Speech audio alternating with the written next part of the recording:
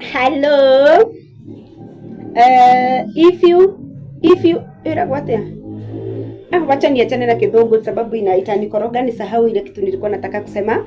Otherwise nilikuwa nataka kusema first mimi naitwa Siitwi lakini niko undu ucio ngene kuga atiriri okorwo wi hau ni urenda mundu wa wira nie no nyandikwo ndikairetu kanini. Actually mimi ni kasichana kadogo no nyandikwo wira wa nyumba.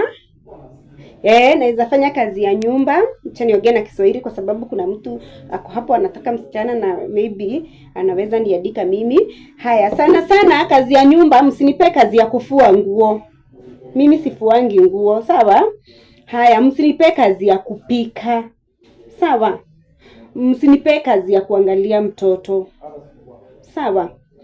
Na msinipe kazi ya kuenda soko. Sawa? Lakini unipe kazi ya hata kazi ya kuosha nyumba msinipe, nilikuwa nimesahau hapo. Lakini kazi ya kwenda supa, kazi ya kwenda kubaia watoto manguo, kazi ya kuangalia mzee pia ninaweza. Kazi ya na mimi mama usishindangi ukinitumatuma na ukinishautia, mimi siishautiangwi. Haya, alafu naweza fanya kazi zingine gani kwa nyumba? Naweza pika pancake, naweza pika spaghetti na nyama, pia fish naweza wapikia. Hizi vitu right zenye sitashinda nikikaa sana kitchen gikaragania matogoro gekagate, but vitu special naweza pika na wapikia. Hata kuku napikanga by the way. Na mimi naweza fanya kazi. Na mimi hata msiponilipa na off, ngoja hapo, na off mnanipea mara 2 kwa wiki. Ndio ninaenda huko nje, ninapatana na mtu wangu.